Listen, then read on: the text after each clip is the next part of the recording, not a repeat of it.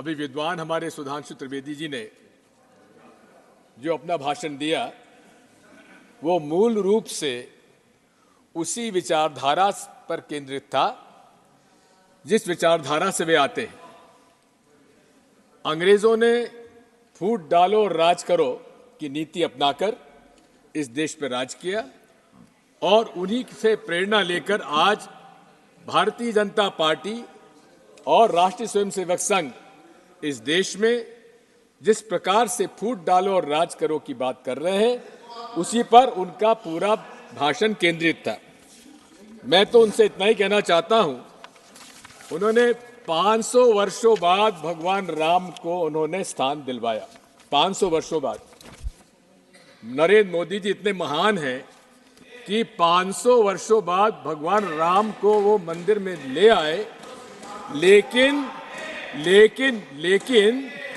नीरव मोदी जैसे लाखों करोड़ रुपए लेकर भागे हुए लोगों को वापस नहीं ला पाए। ये लोग कहां हैं? वो लोग जो आपने वादा किया था कि काला धन वापस लाएंगे, भगोड़ों को वापस लाएंगे, कहां हैं वो आप? बात वही है, इन्होंने केवल अपने पहले हिंदू मुसलमानों को बांटा, अब भगवान राम के भक्तों को आप बांट रहे हैं। ये मैं आपसे कह देता हूं, मैं आपसे कह देता हूं, सीट पर बैठ कर ना बोले सभापति महोदय।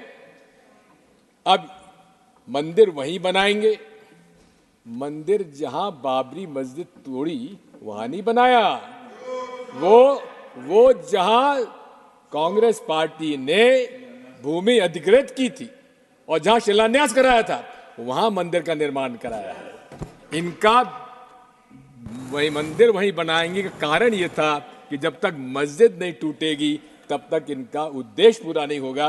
यही भारत जोड़ो यात्रा हमें हम लोगों ने नफरत छोड़ो भारत जोड़ो का संदेश लेकर राहुल गांधी आज यात्रा कर रहे हैं। माननीय सभापति महोदय, हमेशा नरेंद्र मोदी जी कहते हैं सबका साथ, सबका विकास, बाद में जोड़ा सबका विश्वास और अब कह रहे हैं सबका प्रयास। मैं तो आपसे अनुरोध करना चाहता हूं, हर पहलू पर मोदी जी विफल हुए हैं। हां, इन्होंने बहुत सारी सफलताओं का उल्लेख किया है, लेकिन वो सारी योजनाएं जिन पर ये सफलता का श्रेय ले रहे हैं, ये सारी योजनाएं कांग्रेस पार्टी के द्वारा प्रारंभ की जा रही योजनाएं थी जिनको अलग अलग नाम दे दिया गया। जनधन की बात की, जनधन का नाम बदला गया, लेकिन छोटे छोटे खातेदारों का खाता खुलवाने की शुरुआत कांग्रेस पार्टी ने की थी। मैं आपसे कहना चाहता हूं कि ये बात सबका साथ, सबका विकास की बात करते हैं, लेकिन सर ये कुछ का साथ, कुछ का विकास और कुछ का विश्वास, इससे ज्यादा नहीं बढ़ पाए, क्योंकि ये बड़े नतीजों की बात करते हैं, 200 पार, 300 पार, लेकिन प्रतिशत वोट 40% से कम आते हैं। इसलिए कहां से कह दिया सबका साथ, सबका विश्वास? विश्वास माननीय सभापति महोदय तब होगा जब इस देश के हर वर्ग, हर धर्म के पालन करने वालों लोगों का ये विश्वास अर्जित करेंगे। इन्होंने डॉक्टर मनमोहन सिंह जी के बारे में एक बिल्कुल असत्य बयान दिया है। उन्होंने कभी नहीं कहा जिस बारे में इन्होंने उनका उल्लेख किया है। मैं आपसे कहना चाहता हूं, नरेंद्र मोदी जी के 3 ब्रह्म अस्त्र हैं, 3 हथियार हैं। पहला अस्त्र है ईवीएम, दूसरा हथियार है धर्मांधता और तीसरा हथियार है ED, IT, CBI, NIA. Bharat विश्व का सबसे बड़ा लोकतंत्र है, मदर ऑफ डेमोक्रेसी कहा जाता है, लेकिन सफल लोकतंत्र के लिए निष्पक्ष माननीय चुनाव आयोग आवश्यक है। आज मैं आपसे कहना चाहता हूं कि लोगों के मन में एक ईवीएम के बारे में विश्वास कम होता जा रहा है। प्रदर्शन हो रहे हैं, 28 पॉलिटिकल पार्टीज ने कुछ प्रश्न चुनाव आयोग के सामने रखे। नरसिम्हा जी हमारे बैठे हुए, इन्होंने खुद ने किताब लिख डाली थी। मैं आपसे कहना चाहता हूं कि क्या चुनाव आयोग का आज व्यवहार निष्पक्षता से है क्या? 28 राजनीतिक दलों ने उनसे मिलने का समय मांगा। 6 महीने में माननीय चुनाव आयोग को 28 पॉलिटिकल पार्टी से मिलने का समय तक नहीं मिला। हम ऐसे चुनाव आयोग पर कैसे भरोसा करेंगे? मैं आपसे कहना चाहता हूं कि एक तरफ जहां उच्चतम न्यायालय ने अपना सुझाव भेजा कि चुनाव आयोग के सदस्यों के चयन के लिए माननीय मुख्य न्यायाधीश उच्चतम न्यायालय के उनको भी उसका समिति का सदस्य बनाया जाए, लेकिन प्रधानमंत्री जी को रास नहीं आया और उन्होंने यहां से बिल पास करा लिया जब सारे विपक्ष के संसद सदस्यों को उनको उन्होंने निष्कासित कर दिया था। और क्या किया कि प्रधानमंत्री जी के अलावा प्रधानमंत्री जी द्वारा मनोनीत मंत्री भी उसका सदस्य होगा। इसका मतलब कि 3 सदस्यों में 2 जब प्रधानमंत्री जी द्वारा होंगे तो उससे क्या उम्मीद की जाए। और यही नहीं है, आज ये बात साफ हो गई है कि बीईएल के अंदर 4 डायरेक्टर्स, इंडिपेंडेंट डायरेक्टर्स की नियुक्ति किनकी हुई है? भारतीय जनता पार्टी के लोगों की। सभापति जी महोदय, हमारी मांग क्या है? आज कंप्यूटर साइंस इतना आगे बढ़ चुका है कि हमारा जो मकसद है वोट डालने का, क्या वो उसका निर्णय हमको मिलता है क्या? आज सॉफ्टवेयर निर्णय करता है कि आपको मशीन क्या नतीजा देती है। हमारी मांग क्या है?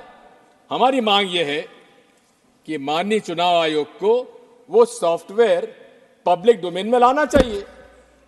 हमारी क्या मांग है?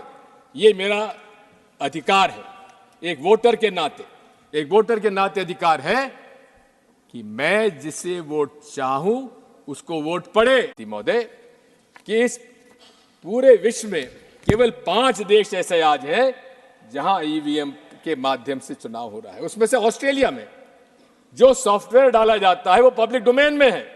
मैं पूछना चाहता हूं आपके माध्यम से प्रधानमंत्री जी और पूरे मंत्रिमंडल से, क्या कारण है कि वो सॉफ्टवेयर बताने में क्यों इतने परहेज करते हैं? क्या डर है उन लोगों को? आज जब मांग उठ रही है जनमानस में कि चारों तरफ से कि हमें ईवीएम नहीं चाहिए, उस समय पूरे देश में ईवीएम का प्रचार करने के लिए चुनाव आयोग प्रदर्शन कर रहा है। अरे, हमें प्रदर्शन करने की आवश्यकता नहीं है। आप हमारी बात इतनी सी मान लीजिए, या तो आप बैलेट पेपर से चुनाव कराइए, जो 2018 में कांग्रेस पार्टी ने एआईसीसी रेजोल्यूशन में अपना मत रखा था, उस पर हम आज भी कायम हैं। और यदि आपको ईवीएम से इतना ही प्रेम है तो आप हमारे हाथ में वीवीपैट स्लिप जब नीचे गिरती है तो उसको हमारे हाथ में दे दीजिए और हम जाकर मतपेटी में डाल देंगे। इसमें क्या ऐतराज होगा? माननीय अध्यक्ष महोदय, सभापति महोदय, मैं आपसे इतना अनुरोध करना चाहता हूं कि दूसरा हथियार इनका धर्मांधता का है।